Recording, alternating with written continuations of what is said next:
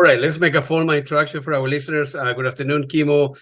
My name is Claudio. I'm calling you from Washington, D.C., from the studios in Fairfax City. We're very humble and grateful that Kimmo Pörsti accepted our invitation to a show. Kimmo, welcome to the show. Thank you very much, Claudio. I'm honored to be here. Thank you for the invitation. No problem.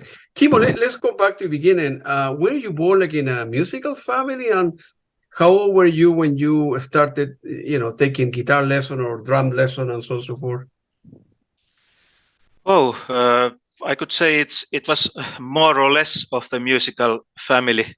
Both my parents were musical, but it was not that serious, just a piano playing for a hobby or such.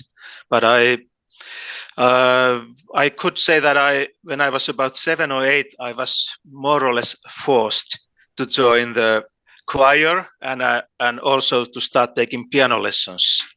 And of course it was very good, but maybe after all not that good, because it took about many weeks. It took about 3-4 nights or evenings every week. So for such a young kid, it was a little bit too much. And of course, it was a classical style. Yes. So maybe my friends have asked me about their 7-year-old. Should he or she start playing? And I have said that if he wants to play soccer or tennis, let him do that. And when he's ready for music, then let he start that. Don't force him. So it was a bit too much for me.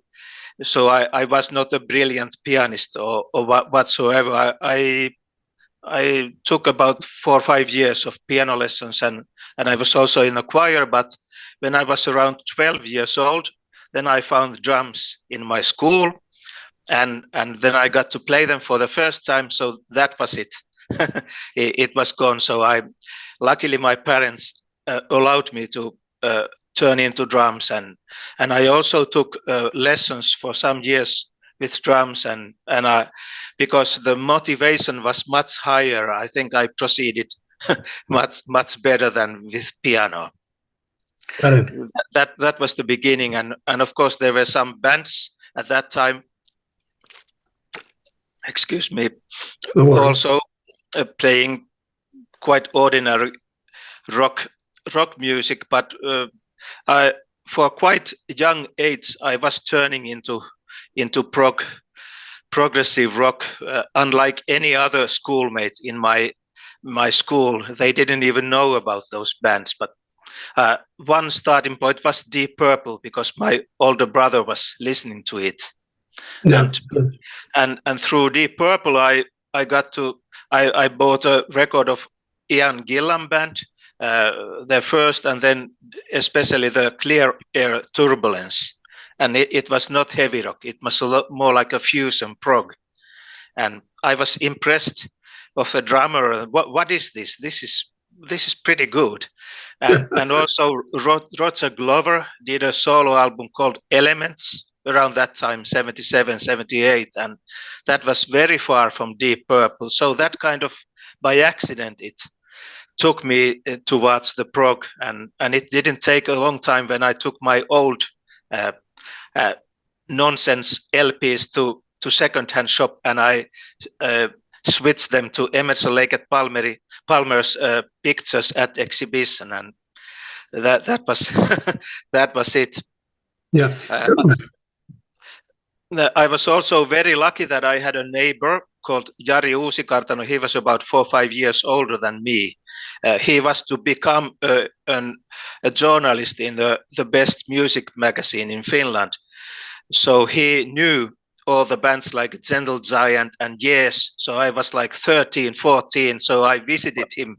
I think I was pain in the ass. I visited him frequently, and I was really enjoying of hearing all that music that I had never heard. He introduced Yes to me, and Little Feat, Lenny White, that fusion stuff. So it was a great school to me, and definitely nobody in my school knew anything about those bands. And then I went to Ruisrock Festival in 77, and I saw Wigwam there, and the next winter I bought their Being album. I don't know if you have heard it, but it's probably their most difficult one to start with.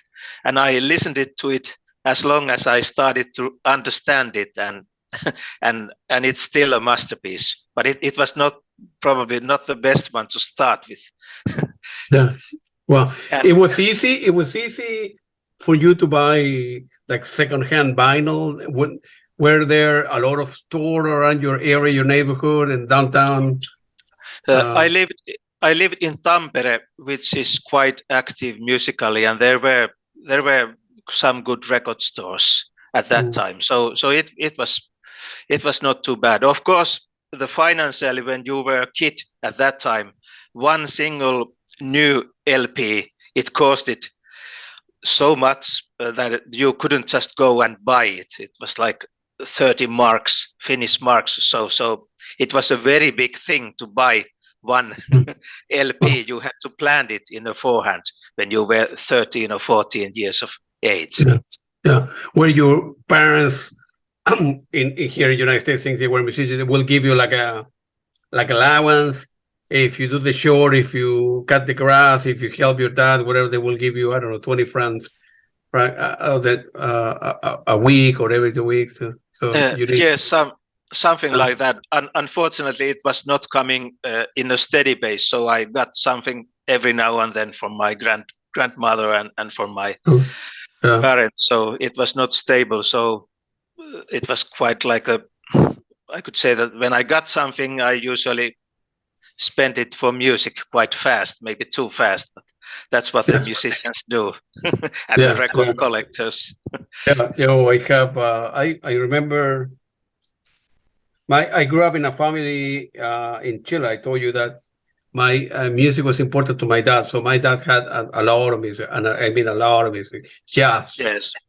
Jazz. So I began listening to music when I was a baby, literally a baby. And by the time I was 14 or so, I bought my first 3 vinyl record, I think, which had been like Genesis and Pat Metheny, and then probably Tangerine Dream, because I like electronic music.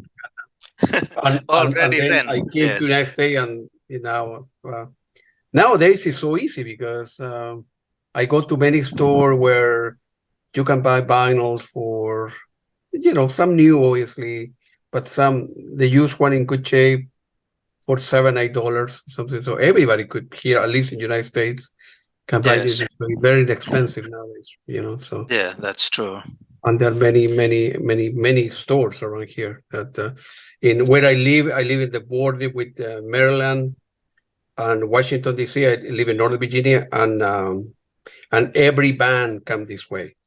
And I mean literally every band from the Genesis guys, from Peter Gabriel, Pink Floyd guys, Pat Benatar, Blondie, Led Zeppelin, blah, blah, blah, blah, and so on. So I'm lucky that I'm able to see a lot of shows here. Yes. Yeah. And so I'm lucky for you. Yeah, go ahead. I'm still very unhappy that I was a little too young when Camel visited Tampere. I didn't see them. I was just a little too young. I think Camel postponed the tour. I don't know if it's going to happen or not, due to health reasons. So I think nobody knows.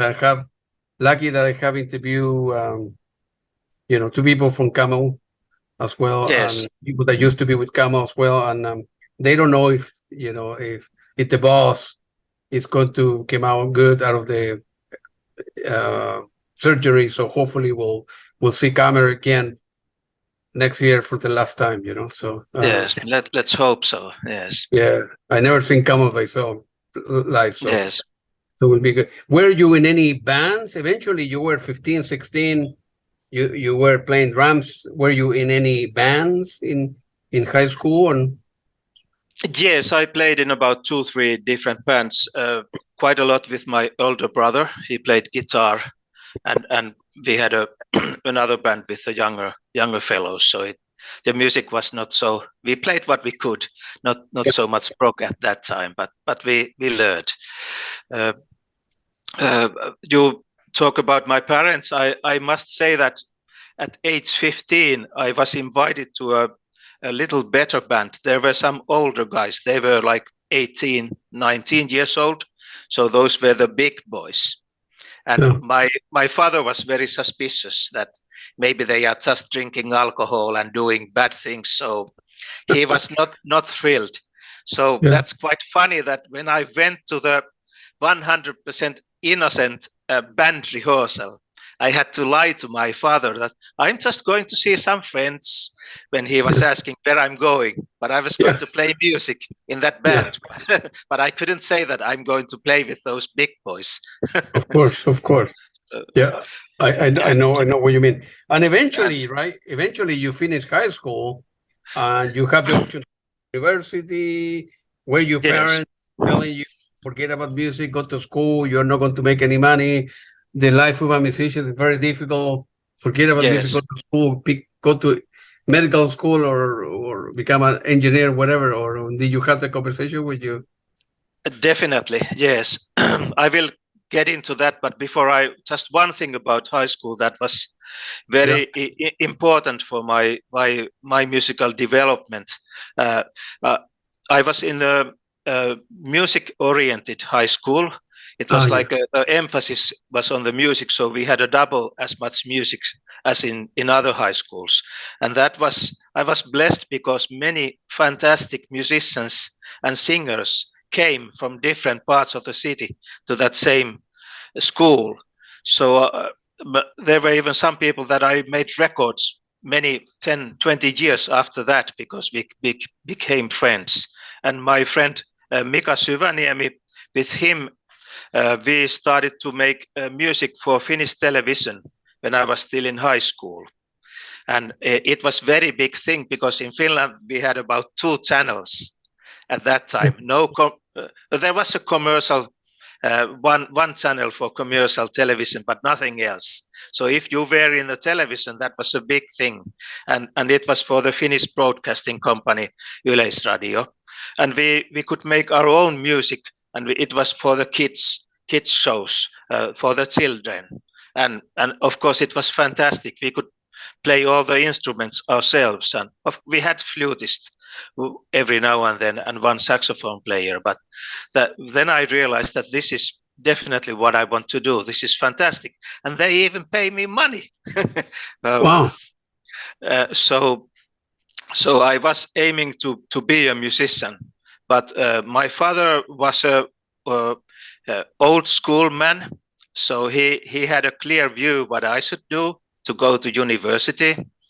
There was not really discussion about that. So I kind of thought that I would do sort of the compromise that I would study something, but I would mainly be a professional musician.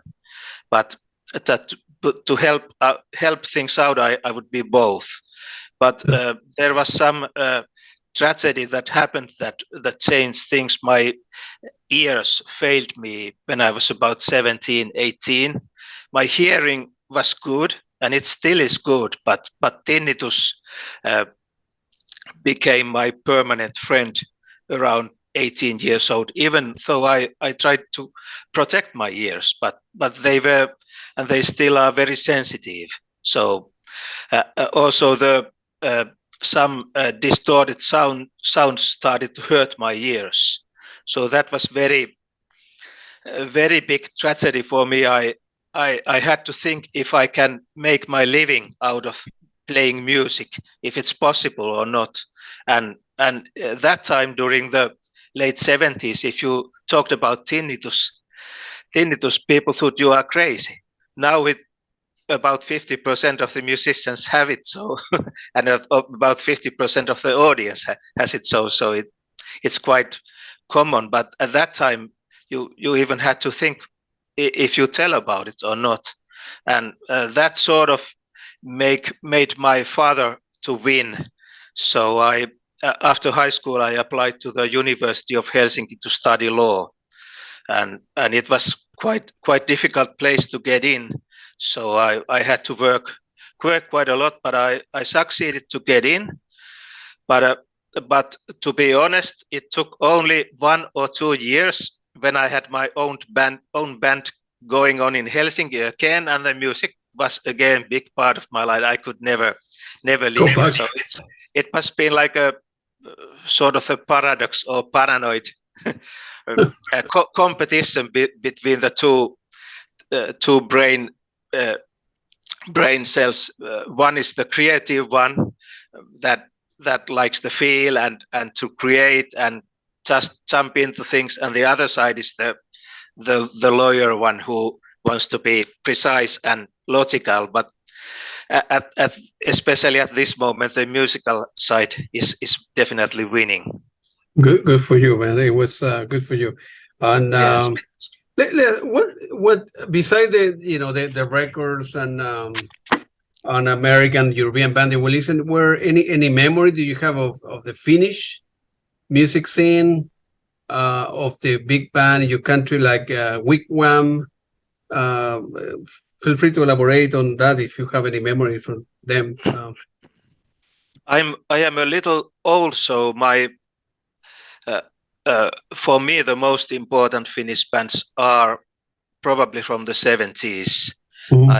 Of course, there are great new bands at the moment as well, but for me, Wigwam was the big one, and as I told, I started with the most difficult one, the Being, and then eventually I got all the records, and as you probably know, the Being was mostly a masterpiece by Jukka Gustafsson, their keyboard player, and I have been very fortunate to be able to play him with some concerts later on, and he's a very nice fellow. Yeah, but not Wigwam music, some other music, but anyway. So Wigwam was probably the number one, and their albums have they still sound as fresh as they did then. So they were, most of them they were excellent, and it was commonly considered that Tasavallan Presidentti was the other big one, but big one in the 70s. It was not that important for me. I preferred Wigwam more, probably because I like the keyboards so much, and Tasavallan Presidentti didn't have always keyboards at all. But I was also lucky that somewhere around 89 or 90, I was playing in the band called Jouko Kantola Band. He was a professional keyboard player, and it was sort of the fusion gospel band. And Jouko Kantola knew Juhani Aaltonen from Tasavallan Presidentti, and we played one concert with Juhani in Temppeli Aukio Church, instrumental music. So it was a great experience for me. And after 30 years, last November, I made a couple recordings with Juhani Aaltonen. He's probably about 85 years old now or so, but still going on with flute. Good for you, man. And eventually, sorry, go ahead. Yes, one important band for me was Far Out. It's more like a fusion type. They only made one album, but it's great. They should be much more better known. But that's what happened with prog bands, you know. Those three come to my mind, and there are most likely there are many others, but I should think about it little bit. But Wigwam is the one at the top if you think Finnish prog music in the international scale. Got it, perfect. And then eventually, right? You end up releasing your first solo recording under the name of My Hinem, right? In 90. Correct. Yeah. Feel free to elaborate how your first band, high school, admiring a lot of people, and eventually say, no, I gotta go on my own. I want to release my own stuff to find my own music, my own style, right? And it was difficult to release that album.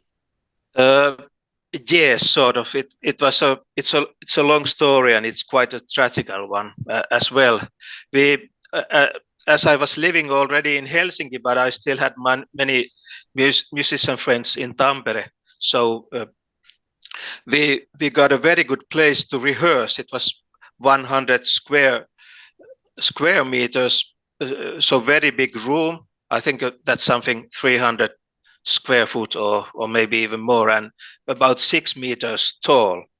So we built it in a amateur studio and built a mixing room inside there, and the equipment was still very expensive, but we managed to buy a 16-track Fostex recorder and a mixer, and we started to record things. And we also had a band, we call it Rockport at that time, in the same circle. And immediately after we had everything, and we did gigs, and they were fine, but somehow everything fell apart. One guy went to Germany, and somebody went to other countries, and so the momentum was sort of lost, and it became clear when our driving force in composition, Mika Jaakkola, he was diagnosed a brain tumor, and he was 33 years old, and he had just become a doctor of medicine, and he was diagnosed a brain tumor, and it was very serious. Anyway, before we would tear down everything, I wanted to have some use for that studio. So I wanted to, as we couldn't make it as a band, I decided that I will just make a solo album, but I was too shy to use my own name, so I used the title Maahinen, which is like a goblin or something like that, a little nasty creature, leprechaun or something like that in a Finnish folklore. So we recorded that in 1996, and it was released in 1997, and that was the same year when Mika Jaakkola, he died. And there are about 2-3 songs of his in that album, and so it was a little tragical. We had to play some of the, sorry, I may be crying, we had to play some of those songs in his funeral, and that was the hardest gig I have ever done. It's good that you did it, and it was in a way honoring him with, Exactly. There was no way of telling no, even I knew it would be hard. Of course. But absolutely. we got the CD out, and it's a sort of a prog album, but there is I have more wide love for music than only prog, so there is some bluegrass and even some sort of a jazz and even cinematic music. Perfect, great. And you were part of at the time a very good band, Miss Season, that had a lot of jazz influences.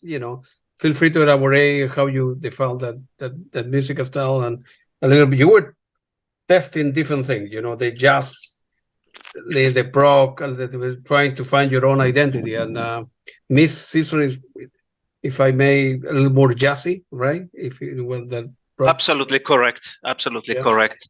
It had to do with the fact that I moved from Helsinki to Hämeenlinna in the year 2000. That had been my long time plan, because it was easier. Helsinki was very expensive place, so it was easier to buy a house suitable for making music, and so there was a nice basement.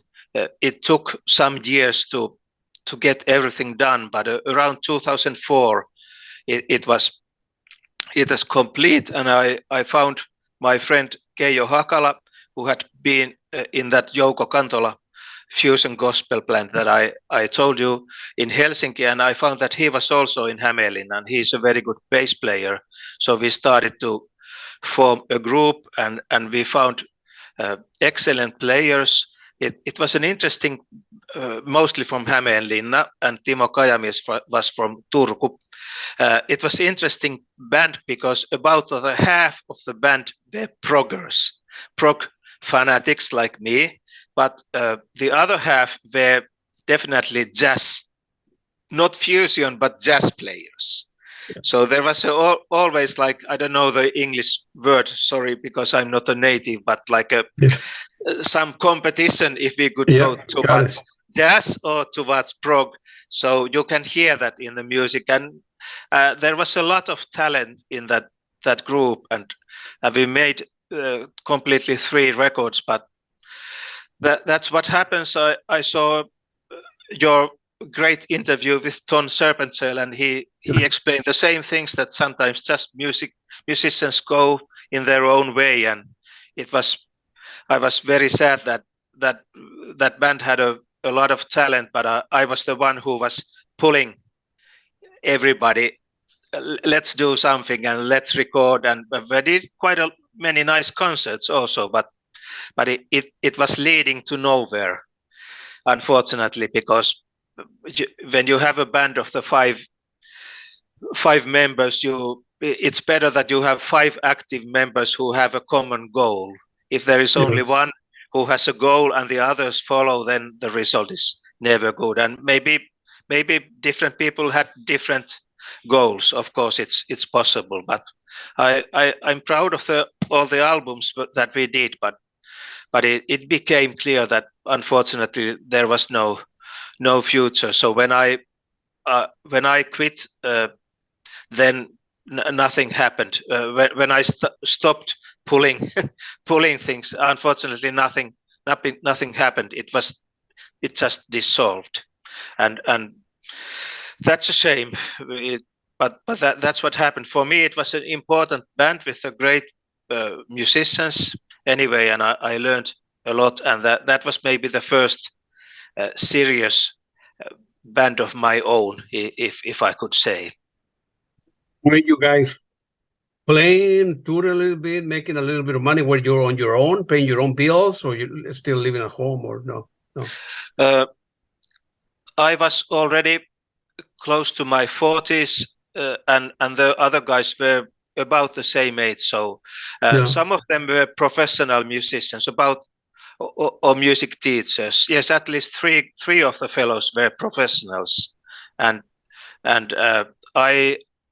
I guess, yeah, and about the other half were semi-pro. So we made some money, but of course it was not a business. But we did some nice concerts, and there was a Finnish cultural foundation who gave us quite a lot of money for the concert tour. So we made in 2006, when Woodlands came out, our second album, we made many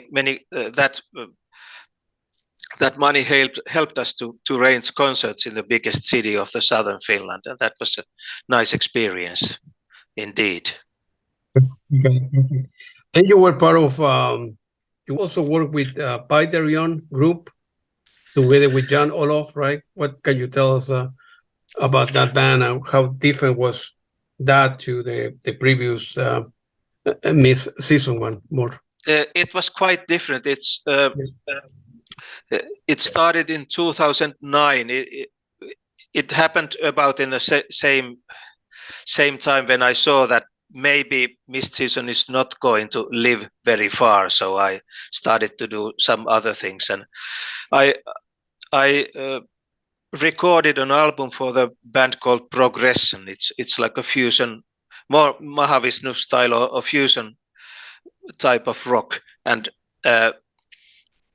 then eventually I joined the band, and there was a famous Finnish bass player called Jan-Olof Strandberg, and I got to know him, and I was frightened, but I talked with my wife that could we ask Jan-Olof to join Paidarion, and I finally dared to call him, and I have this thing that I would like to form a band, would you like to join? He said, of course.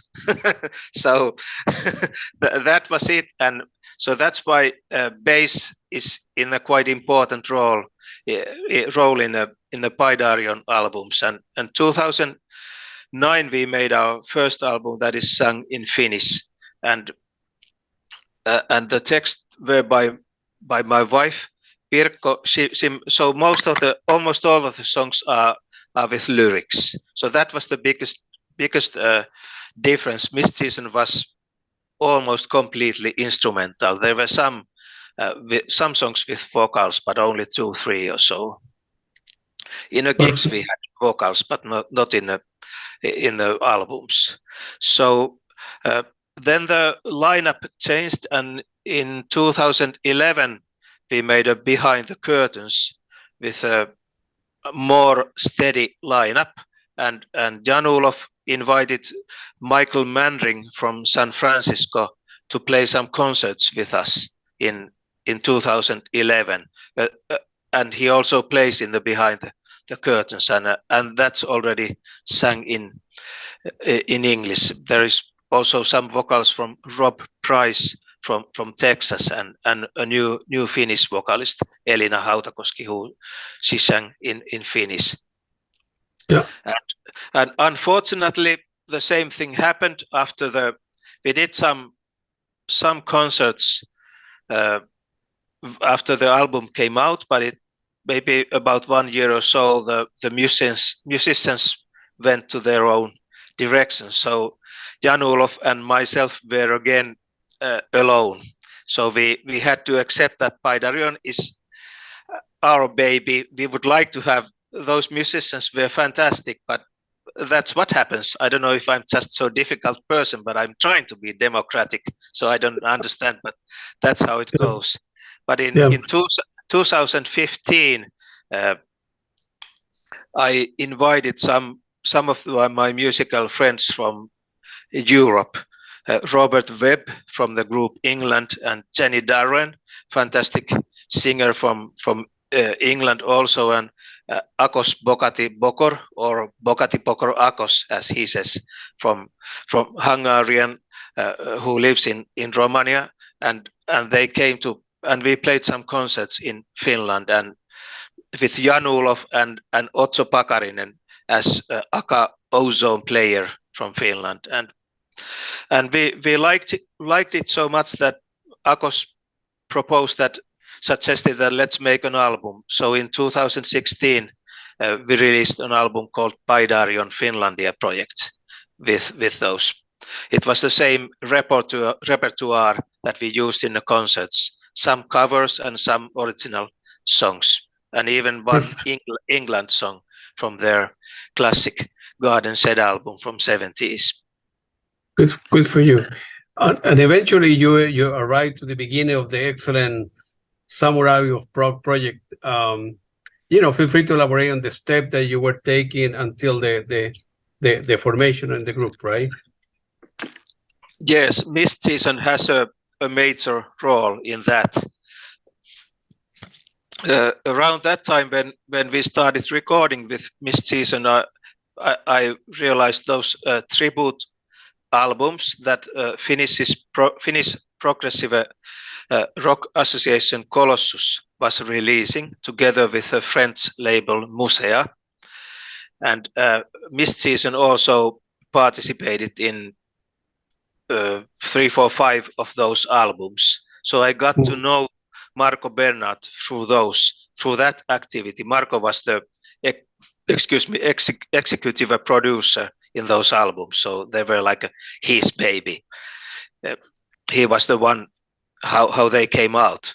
So that's how I got to know Marco, and it was probably also in 2009 when I as my surprise, I got a phone call from Marco.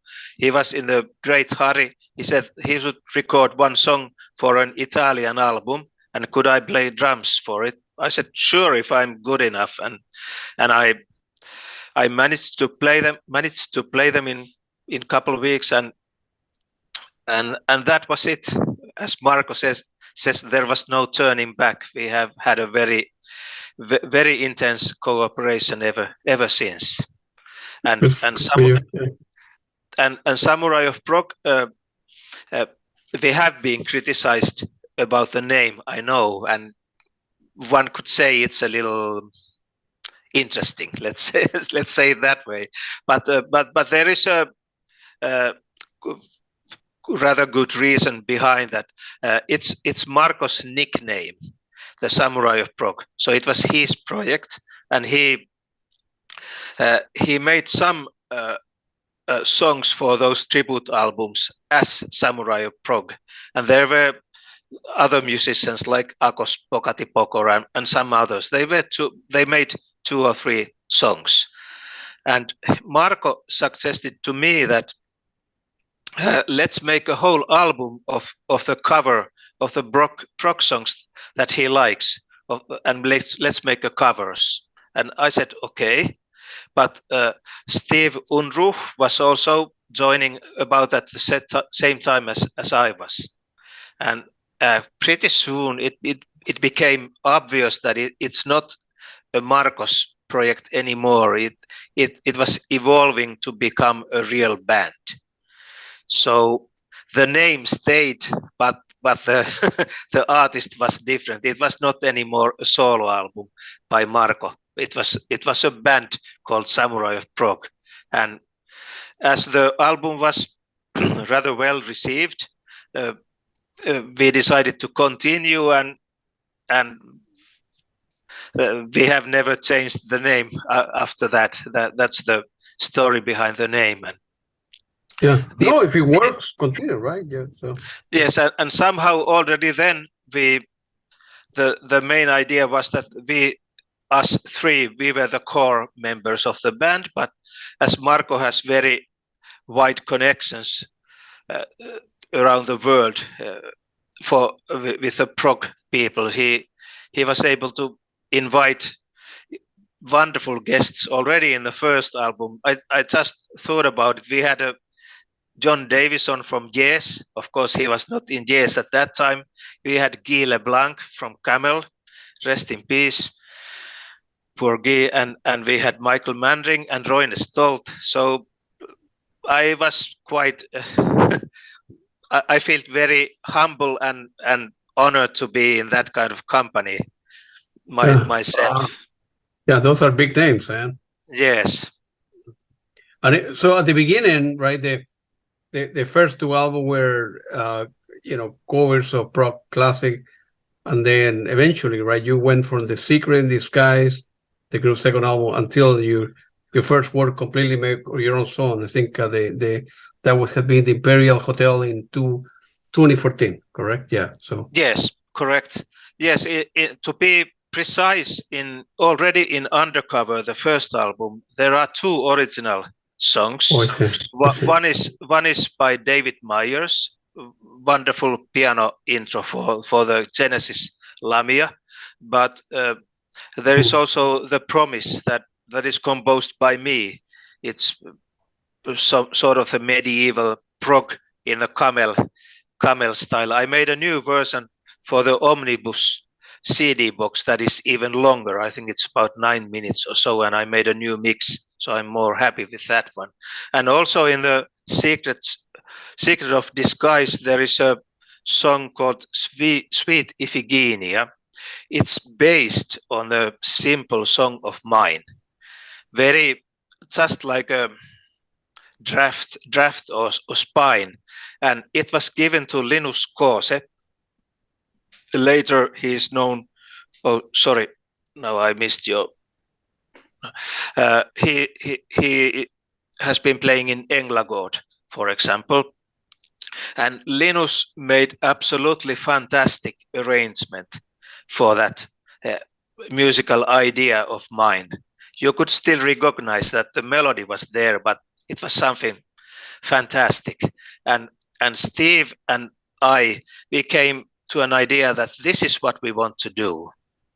We don't want to be a cover band. Let's just take this path wherever it leads. So for the next album, the Imperial Hotel, the idea was to make only original music but we made this decision that Steve is very active with his other groups, as you know. He has made a lot of solo albums, and he has his own group Resistor, and he's also a member of the UPF and Unitopia, so he's very busy. And it somehow just happened that we had also had Steve's composition in Secrets of Disguise, the long Charles Ward thriller. But anyway, it just happened that as Marco knew those fantastic composers, he started inviting them if they could send us songs that we could include in our albums, and that's how it happens. Robert Webb is very important role in the Imperial Hotel, and of course the main song, the Imperial Hotel, is not completely original, as some kind of demo was made already in 70s, but we made a new version which was even longer with Robert, and there were the other songs were completely original, and I was very happy to have Mr. Yoshihisa Shimizu from Kenzo to participate in that limoncello track from Robert Webb in the same album as well. Oh, all the big thing. And I noticed that at the time, the music was great, but at the same time, you guys thought, well, we want to make it pretty, more aesthetic. So the packaging, the inner books, the visual art, it became very, very important as well. No, just music was important to us, but the graphic need to be important. I think you end up working with Ed Unitsky, which is a true graphic genius, if you will. And what was the motivation of releasing great music, but appealing where the people will buy the CD or the vinyl and look at the color, the graphic, the book inside, and it was different, right? So it was. I guess the main reason is that we are complete idiots. Nobody, I don't know if anybody does expensive covers, being a band in our level, having no international label behind them. But anyway, I'm very happy that you recognize that, because it really happened. Yes, that happened when Musea released our first 2 albums. But after that, as I had our own small family-owned label, Seacrest, we decided that Seacrest will continue. And I have this stupid ideology that if you make it, let's try to make the best out of it. If you don't, what's the point of making anything? If you do so and so. I bought one CD from one very great prog guitar player, let's not say his name, but it was jewel case with a 2-page booklet, only one slip. And it was like a 24 euros. And the album was not very good, and I was very disappointed. And one day Marco saw this very nice looking package, and he presented to me that, what do you think? I said, it looks great. Let's do those if we just can. And of course, because the CD market is what it is, we cannot ask for the very expensive price for those. So you have to be quite precise to keep the costs down, but you cannot raise the price too much. So I try to keep the prices down. But we feel that we are, I hope this doesn't sound stupid, but we want to feel that we are making a work of art as a one entity. And the cover artwork is part of the music. It supports the music, and hopefully the music supports also the artwork. So that's one reason why we are not in Spotify that much, just some songs, because we feel that we are so old-fashioned that we still feel that, at least myself, that I like to look through the booklet and see the history of the songs, who is playing, and some explanations, even about the recording information and whatsoever. And I feel very fortunate that I have gotten to know a lot of people around the world who still think that the same thing. Obviously, you as well. That Yeah. music is more than just what comes from the streaming. That it has Yeah. more value than Absolutely. money. On the other hand, right? On the other hand, for people, if you are a new band, right, whatever the name, right, and you want to get Yes, some exposure, right? Spotify, on one hand, it is great. Like people for me, I'm always looking for the podcast to interview a musician, look at recommendation and people all over the world. of course. For Yes, for a strategy, marketing, motivation for me is important, right? On the other hand, for musicians like yourself, you don't get paid any money. You need to have like 1 million hits to get $20, right? So it's a that's the ripoff, right? that's But the on the other hand, the problem. exposure Yes, is the problem, right? And then yes, nowadays, young people, right? They they don't buy CDs that much. They don't vinyl. Yeah, they buy vinyl.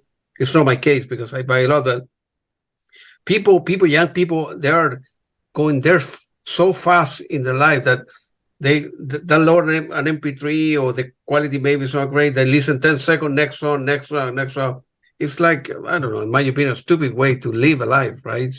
If I you don't want to agree. take half an hour to listen to an album, why you spend 2 minutes and how, I don't know, it's crazy to live like way. And in your case, right? Yes, The and music can be great, but the inner, the picture, the inner book, that's important. So that I understand why. Well, yeah, we can put a little bit in YouTube, right? Because you don't have that much yes, music. A little, get like a teaser for people get to know you. yes, yeah, You that's need to what we make do. music because art. You cannot show the art. You cannot show images on Spotify or on so forth. So it's right. Yes, that's true. And at that, so we were happy to get Ed, and we have had a close collaboration with him ever since. He's doing fantastic work, and it really supports our music. So I there has been no turning back. It just became our standard to have these 6-panel, threefold CD packages with a rather extensive booklets, and so. But I I don't want. I hope I am not bragging, but it's just who we are. We feel that we try to respect the listener by doing that, and we hope that the music is also that good that it stands up with the package. And we have this also this one thing that maybe separates us from the others, that it was especially after Secrets of Disguise. I already mixed that, but after that, Marco said that now, Kimmo, it's time for you to start mixing and mastering our albums. I told Marco that I am complete amateur. I don't know how to mix or master, but let's try, because it was fascinating, and I had my mentor in music, my very good friend Tommi Liuhala. He's a Finnish prog legend. He worked already with Wigwam and many program bands in 70s, and Tommi has been teaching me about mixing and mastering and those things. So I guess one day it was time to go my own. I'm still an amateur, but at least you know what you are after and you try to achieve that. And because we are so old school, I still love to have dynamics in our music. I don't make it to be listened in a very noisy cars or something. I make it for those same kind of freaks as I am, that they sit down and they take a glass of wine and they really listen what comes there. So then there can be strong parts and the low parts, and that's how I want to do it. I don't know if it's good or bad, but that's what we have been trying to do for these years. Yeah, and that's really your strategy, right? When they follow a good strategy going forward, you need to differentiate yourself, right? You don't want to be Yes. one of many, man, right? So you are different because the drawing, not YouTube that much, not streaming that much, a little bit, a teaser where people get to know, but that's what you differentiate yourself. And eventually you and your family end up where they created the Secrets oil label, right? And for Samurai albums, there's your solo project, feel free to elaborate of the goal of that particular record label, how difficult it was. When you're on your own, you take a lot of risks, right? You don't know what in a month from now you release, I don't know, 500 CDs or 500 vinyl for this remaster. You may never record the money. You need to convince your wife and your family to put money to it. But in your case, it worked out well, and people all over the world buying the music. So. So yes, I'm just confirming you want to know about Secrets or the label. Yeah. Yes, I'm happy to do that. Before, just one mention about the LPs. We have been asked many times that we should release LPs, and of course we would like to. But the biggest problem is that they should be under 40 minutes, and we have never ever released an album under 40 minutes. Lady and the Lion is about 41, 42, so that's the closest one. But we are still thinking about it, but we should make a special album because all the others are 50, 60, even 70. I think Secrets of Disguise was something like 77 minutes, and that was too much. One of those CDs there. But we will see, because it would really give the glory to Ed Unitsky's fantastic artwork to have a gatefold LP opened up, and but that's the main reason. Of course, the costs are very high, and that duration that I just checked that it should be under 40 minutes, and that is a problem for us. We cannot just take any normal release of ours and release it as LP. It would not sound good. To talk about Secrets, I have to go back to 1986. I'm sorry, I'm known to be a little to have too many words, but there is no way. I told that I met some fantastic musicians in my high school, and in '86 there was a big nationwide competition in Finland called Star Chase, and the main the first prize was a record contract, and the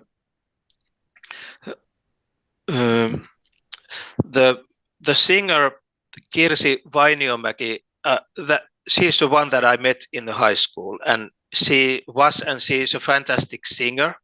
She had a voice like Annie Haslam. So already in the high school we performed Renaissance songs. I mean the group, and she sounded unbelievably good. So it took some years, but then I put up a band called Minea with my friends from here and there, and we participated in that competition. And to be honest, only because of the Kirsi's voice, we won the whole competition. So it was because we did even some acoustic things to give glory to her voice too. and we succeeded. So we got the first part was a recording deal, but then the problem started. In the '86, the record deal was still a big thing for the major company. Now, anybody like me, we can have an indie label and release ourselves, and some can release in Bandcamp and Spotify. But at that time, it was a big thing, so I was very happy.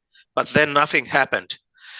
For the next half years, I went to see the record label manager to ask what's happening. Yes, it's going, yeah, and nothing happened. But after 6 or 7 months, we went to to record a couple songs in about the best studio in Finland. We spent a weekend there, and it became clear that the record label was interested in the singer, not for the band. But the musicians were good enough. That was not the problem. And luckily for us, the husband of the singer was in the band also. So the singer says that the band stays. That's and right. that's it. So they accepted that. And we made that single, and it was okay. They got us into Finnish television to participate in one competition. But after that, nothing happened. The record never came out. I started, of course, I tried to ask what's going on, and nothing really happened. So after some time, the record label went into bankruptcy. So, and the amazing thing is that as a lawyer, I was working in Teosto, which is like a Finnish ASCAP or BMI, like a big copyright organization. And I met the lawyer who was taking care of in Finland we say konkurssipesä, it's the company who is in the bankrupt, so they cannot control it anymore. The lawyer is in charge. I said that, please, I want to buy the master tapes of our recordings because they have never been released. Can I just buy them so we can see what to do, if we can do anything with them? So he accepted, and they went through, and they never found them. They had lost the master tapes, and it cost them a lot of money to make those. So I don't understand that kind of music business. So I never found them. We only have one C cassette of those recordings. So that was it. And also when we formed Mid-Season in 2004, we had a contact from one Italian label who wanted to release our album. We said, fine. He said, send us masters, send us artwork, send us everything. We said, sure, but should we make some kind of contract, some kind of a deal, how it is going to be? And after that, we heard nothing from him. So I decided that is enough. Let's take a risk and let's do it ourselves. I'm sorry, that's a long story, but that's the history of Secret Story, that I found out it's, at least you can do whatever kind of music you want. And of course, it's nice if the albums sell, but I guess it was because of my love to this kind of music that I wanted to be without pressure to do something to please myself and to please the groups and hopefully to please the audience. And that's why Mid-Season was completely our own baby. Nobody else had any control of the albums, and that's how it started. And of course, it has, especially the first years were difficult. I had to finance it myself, but I was still that time working as a lawyer steadily, so it was okay. And especially after the Samurai of Prog, it has been selling just fine. Of course, not huge amounts, but I feel very fortunate that we can sell still even CDs that much as that we can have money for the forthcoming albums. So that's as long as I don't as long as I understand that I will never become rich. So out of that, so the idea is that if there are some profits, they go to the production of the new CDs or maybe some equipments, but it's not you cannot make a living if you release like that. Then we should really be more active and tour around the world and so. How many CDs are how many different CDs are listed on the website? They are your music and collaboration you have done, and from other people as well. Marco and so forth, or just your own stuff? I need to look at the website to look at the different what you have. Yeah, There, right? it might be a little outdated. Sorry, I have to check that. But I think Seacrest has released about 44 or so, and three of those are those 4 CD boxes. Two of them are omnibus boxes from the Samurai of Prog, and then one is by Jan-Olof Strandberg that just came out a few months ago.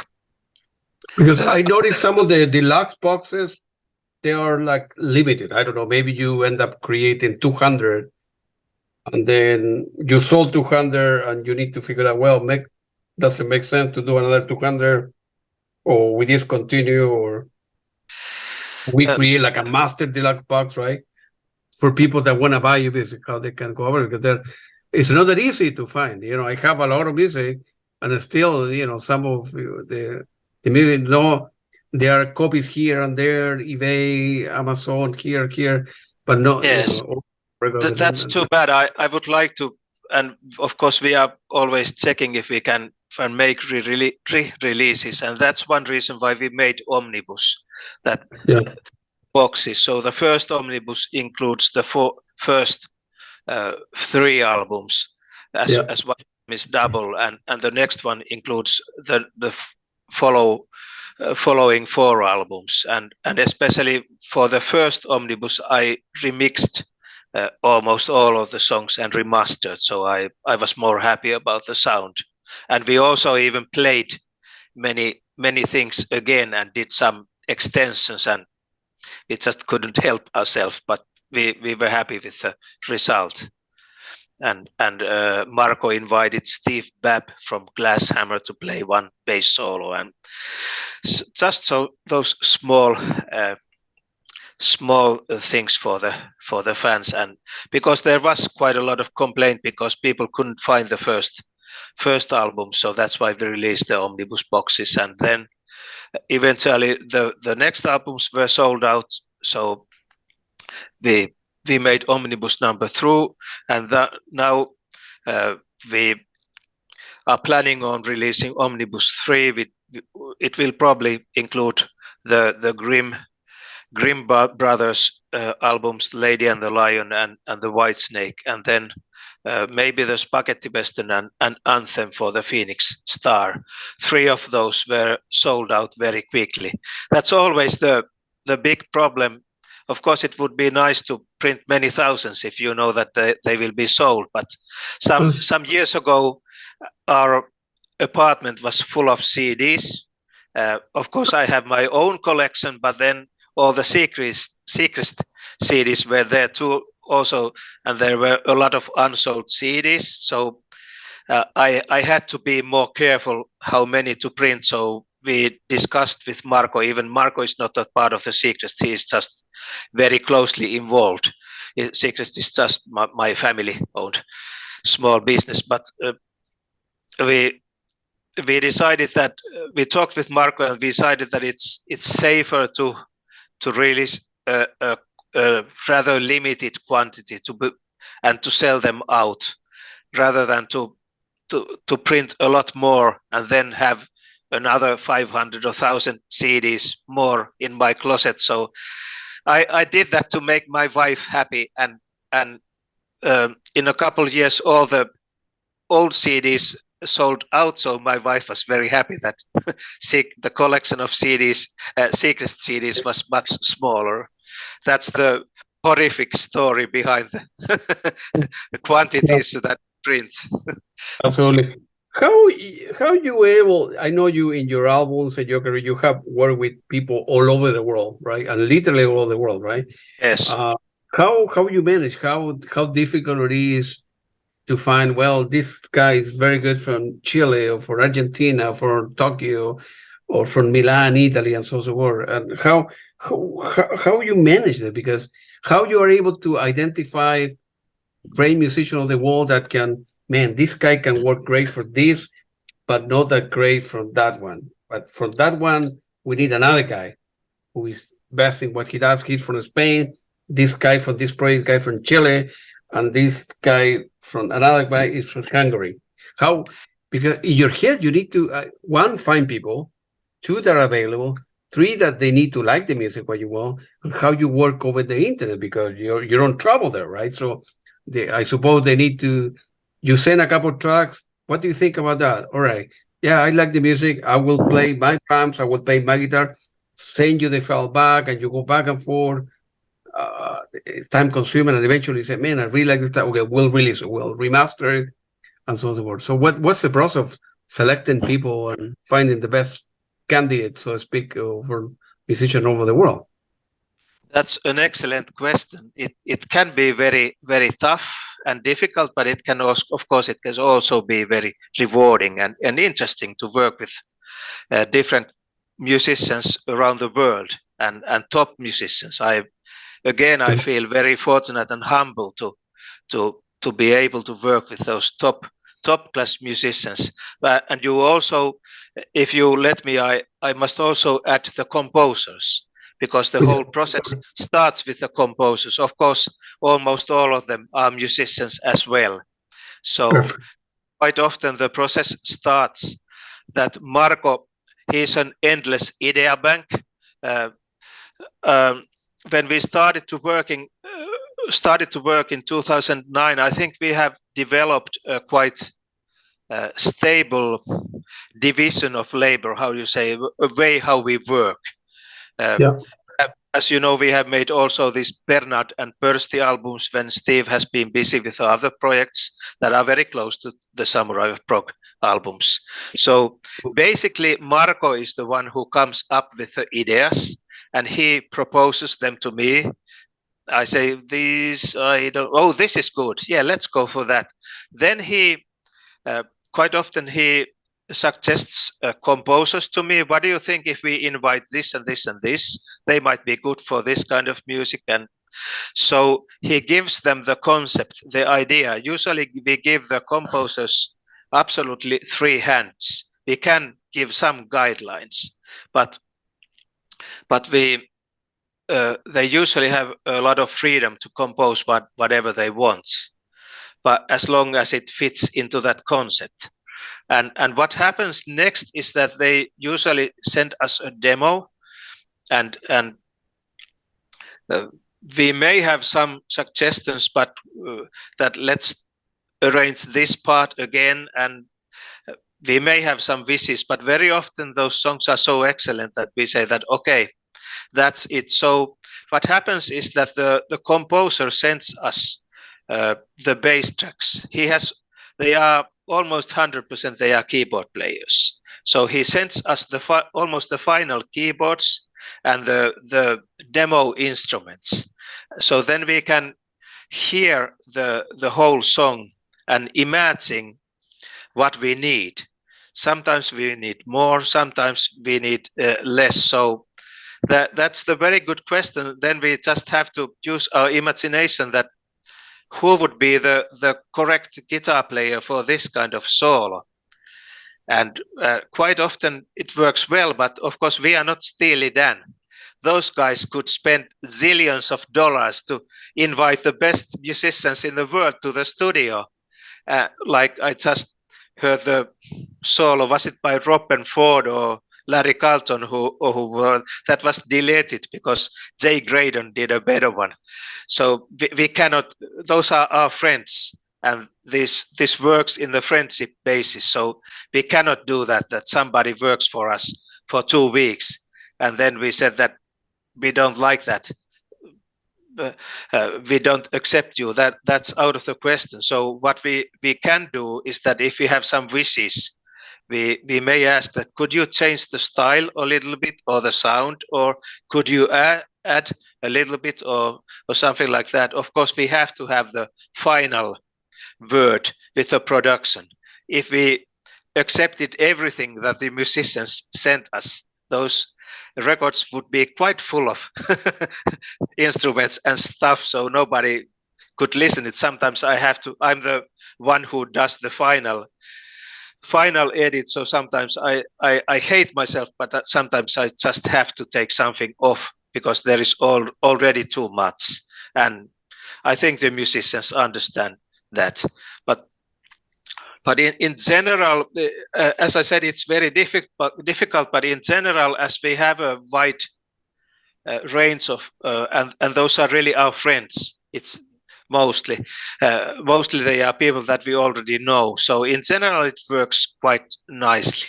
And every now and then we find somebody new, or even in somebody new contacts us that he would like to work with us. And of course, that's a big honor. So I find it as a very big blessing that we can work this way. Of course, the challenge is that to have the coherent album, that it doesn't sound like everything is different. But as long as the bass player and the drummer play with their own style and sound, it helps. And as long as the mixing guy the mixing engineer is the same, and so I hope they are still coherent enough. But I found it more like a blessing than if we would have only one composer and always the same musicians. There is a bigger risk that the albums would sound too much the same. Yeah, no, absolutely. I know what you mean. I know exactly what you mean. You end up releasing a very special album called La Tierra. Mike, with yourself and Marco, that he sang entirely in Spanish, and with the collaboration of very good Chilean artists. Feel free to elaborate in that particular album. Like I told you, I'm from Chile, so every time I see Chilean artists, I wanna mention, wanna help out a little bit. Yes, I love Jaime Rosas's work. Is it Jaime or Jaime? In Finland, we say Jaime in Spanish, right? I love his work, and I think that's how the album had its, where the idea came that Jaime had this long, I think it's 30 minutes long song that was quite difficult to play. I'm still a little unsatisfied with my drumming. I hope we will release it again, because it sold out very, very quickly, and I want to release it again, so I might try to fix the drums. We'll see. But anyway, I love the album too. I think all the songs are great, and also the other songs. And Ariane Valdivier, her singing is just unbelievable. So I really like that. And I don't know if you noticed, but with Jaime, a little bit around the same time, it happened that Jaime had participated also in those Colossus tribute albums, and he had 2 fantastic tracks with Rodrigo Godoy, and I just loved them. But they had no drums, and every time I listened to those albums, I was wondering how it would sound with the drums. So after 2 or 3 years of thinking, I contacted Jaime and asked that would it be okay if I included those 2 songs in my Wayfarer album with drums and maybe some new guitars and new bass and so on? And he said okay. So he sent me the old files, and I made a drum tracks, and I think Marco played bass, and Rafael Pasha played some guitars, and so Jaime is in a very big role in my second solo album, Wayfarer. I was going to say first because there was a 23-year gap between the albums, but I'm very happy how they turned out. The songs are just unbelievably good. I feel very honored that I was allowed to make a new version sort of it, and I think the world deserves to hear them. They should have had more attention when they first came out in those. I think they were in Decameron boxes, or maybe even earlier boxes. I can't remember where they were, but Andres was telling me that album La Tierra was in Latin America, of course in Chile, so a lot, in Argentina and other countries of America. They go fast, and so maybe you should remastering, rearranging that, and then Yes, put in the catalog. Yes, the print was too small. I didn't know that, because the first album with Bernard and Pörsti, it didn't sell that well. So it was surprised that La Tierra sold very well. So it was 1-2 weeks and it was sold out. So that was a mistake from my side. But you never know. You never know, right? So yeah. That's why I'm planning it. It deserves to be released because it's a great album. And we were discussing with Marco if we should do it in English, but I said that even though I'm sorry I don't speak Spanish, but I said that it sounds so wonderful that let's not change the vocals. They are great. Nobody can do them better in English. So let's do it Spanish, and that's it. Right. Right, absolutely. By the way, you mentioned Annie. I forgot Annie Haslam before. I'm going to be interviewing her in a couple of weeks again. Oh, and, fantastic! Yes, and, she's a very nice lady. So yes, Renaissance, everybody know the band, and there's a lot of great musicians all the world. So I people are getting old, so I want to make sure that I interview all the people again, because my motivation, like I always tell people, is no money. I'm a computer scientist, and I make a good living. I teach as well, so I nothing to do with music, just so music my passion. So in many ways, the radio and this podcast is for create like a musical archive for future generations. Yes. If the band the YouTube channel is becoming popular, eventually we'll start making money and a little bit of money, and I will be giving away all the money to local charity. Where is $1 or $1 million or something between, I will donate all the money. I'm not doing for the I do it because I love music. I have a passion for music, and to my dad. And I want to talk to everybody all over the world, within time limits, because I work for a living as well. But being from Peter Gabriel to Genesis, Pink Floyd, Pat Benatar, Del Blondie, Camel, Gong, whatever, all the people like yourself, and not just progressive band, but pop and jazz and rock, and to create a musical archive for hopefully the human species will last. And then YouTube will be there as well, in the hundreds, so people can watch the interviews, and put them with my accent. Yeah, but that's fantastic job that you are doing, really. By just watch the interview with Ton Serpentzel, for example. I've been lucky to work with him too. He was also in my second solo album, playing some great solos, and it was very interesting to hear about him joining Camel, but I didn't know the full history. I bought the records already when they came out, but I never knew the whole story. So extremely to hear. Yeah, because my approach in the interviews, I try to do something different. That let's say I'm very likely I'm going to be talking to Peter Gabriel when he is here in the United States in September from his tour, and everybody know the hits, about this and that album, the Genesis level. No, I want to talk to the person. I want to talk to the person, the musician. How difficult it was. Tell me about your life. The struggle from one album to another. No, the hits, and so I want to know the human being behind the instrument or the band or the. I'm going, for example, with Annie. I'm going to be asking her a lot of kind of personal questions. I tell her in advance, I want to get to know you, Annie. The people, the side of you or the side of Kimmo that people don't know, right? So make it more interesting for people. And you end up releasing a very good solo album lately called Wayfarer, or Past and Present, and feel free to elaborate on that one as well.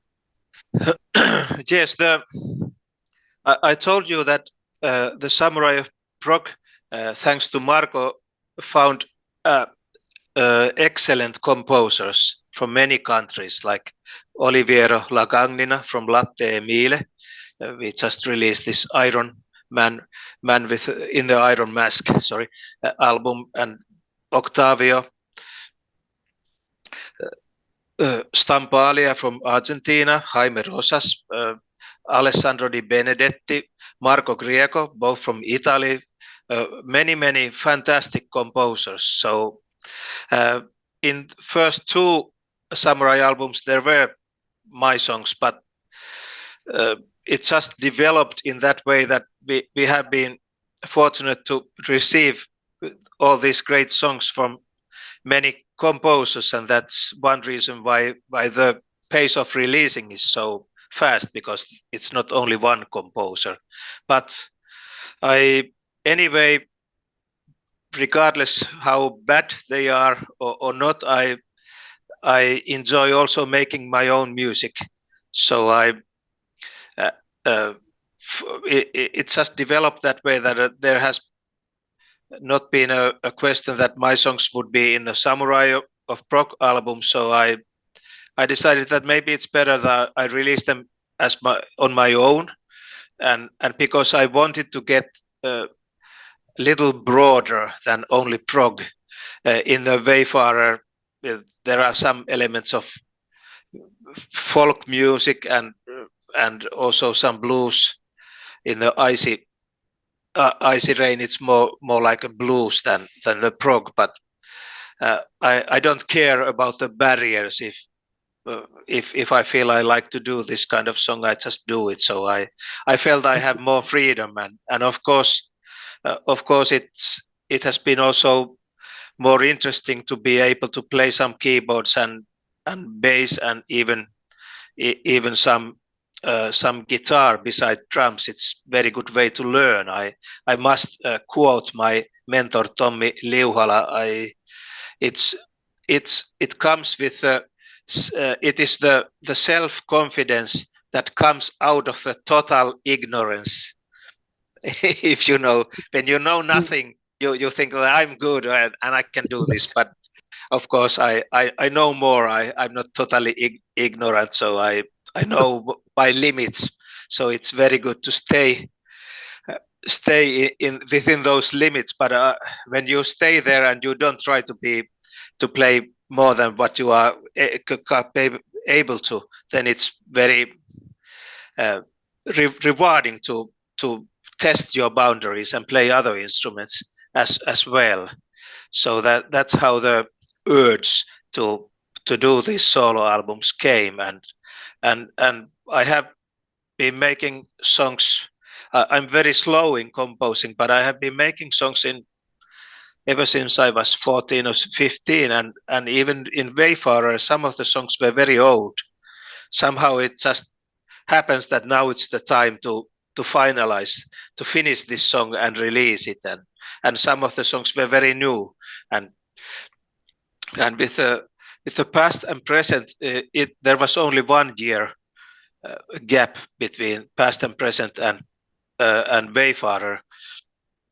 There I had an idea. There were a few songs that were released by different bands within the maybe last 15 years that I was not very happy with.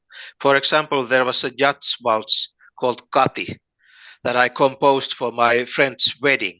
It was a wedding waltz, but I converted into a yacht waltz when Mist Season recorded it.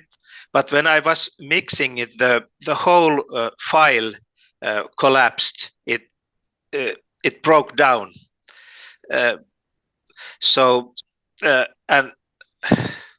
And I guess I had no safety copy. So what I did, I had to pick it up from the pieces of the files and put the drum files and put it together. And it was satisfactory, but I was not proud of it. So every time I heard that song, I was thinking I should do that again. And we didn't have a real flute. We had it's called like a VX5 or VX7, some of those electronic woundwinds. So what I wanted to do, there were some other similar songs. For example, the title track, Past and Present, it was released in Jan-Olof Strandberg's album, Made in Finland in 2012. And I was too much into it when I played the drums. There were two restless fills, and I felt ashamed every time I heard. So I decided I must release it and do a little better job with drums. So some of the songs were old ones that were re-recorded or otherwise fixed, and quite a few songs were also quite just very new ones. And Rafael Pasha, if Rafael, you are listening, I'm sorry, I still don't know how to pronounce your name correctly. I guess you know, is it Pacha or Pasha? Anyway. Yeah. Sorry, I didn't hear you. It's good enough, I think. Yeah. Oh, thank you. So he was invaluable. He gave me fantastic help already in Wayfarer in completing my songs and introducing little new things there. And of course, he played a lot of stuff there too. So his part was even greater in past and present. So in fact, I told to Rafael that let's release this album as Rafael Pasha and Kimmo Pörsti, because your part is so big. You have completed 2-3 my compositions and you have added fantastic parts and you play a lot, so it's not fair. But he said no way. So it was Kimmo Pörsti, but I took care of that. The next release was then by Rafael and me, and also we will release another one in 1 or 2 months, our second album, Sea of Mirrors. Good for you. Good for you.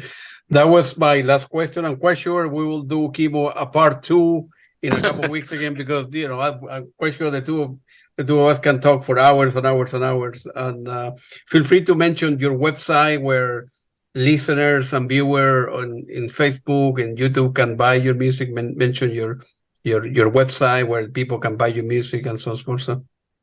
Yes, because of the COVID problems, we used to sell albums from our own site, and it was working just well. But when the COVID happened,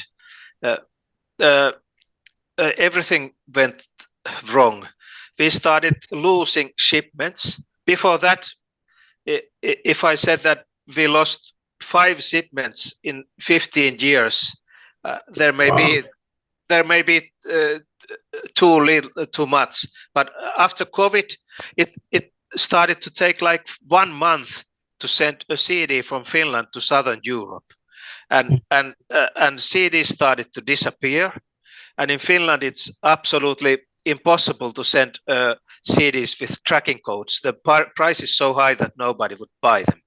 It doubles the price.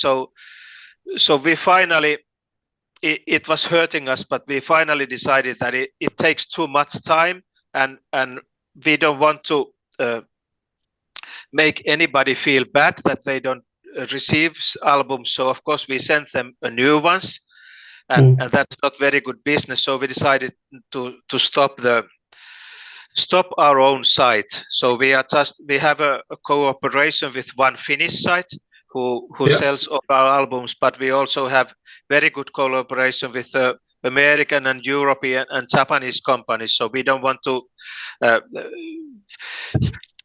to put too much favor to anybody. We are very happy to have these great companies who are selling our music worldwide.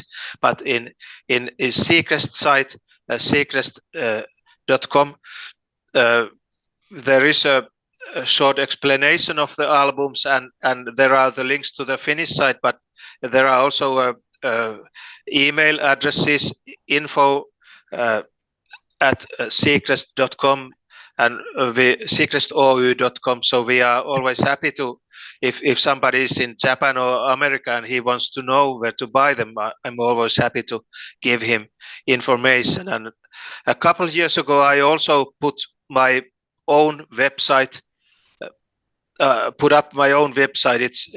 It's kimmoporsti.com. It's of course it's outdated, as most of these sites are, but I'm trying to work on it soon again. But there is some history about me and some photos and video links. And of course, Marco Bernard, by checking his name, Marco has released many of these videos. Most of them are like 9-10 minutes long with these excerpts, so you can get a pretty good idea what our music is like, even those excerpts videos. And there are some songs as the whole song. Perfect. And I have also lately put some other videos to YouTube as well. But I think you can find them just by checking with the band's name. Perfect. YouTube as well. Well, it's very, very nice talking to you, Kimmo. I'm quite sure we'll do a part 2 in a couple of weeks, and hopefully I will make it to your country one day. I've never been there, and we can have dinner, a couple of beers or whatever, because I wanna take tell your wife some of the music that you have up there in your closet. I will buy from you, and you have a sign and get 2 copies, 3 copies, one for Andres, one for me, and some for other friends. We exchange people. Some people from Japan, some music. I send stuff to people in Latin America and so on, where it's good to exchange music. So definitely I want to buy several stuff that you have way up there in your closet. So tell your wife that it's okay. I will. You are very welcome to come to Finland. Yes, anytime. Thank you very much, Kimmo. It was very nice talking to you. Have a great afternoon there, man. Thank you very much for this opportunity. You too. Thank you. No problem. Bye. Bye.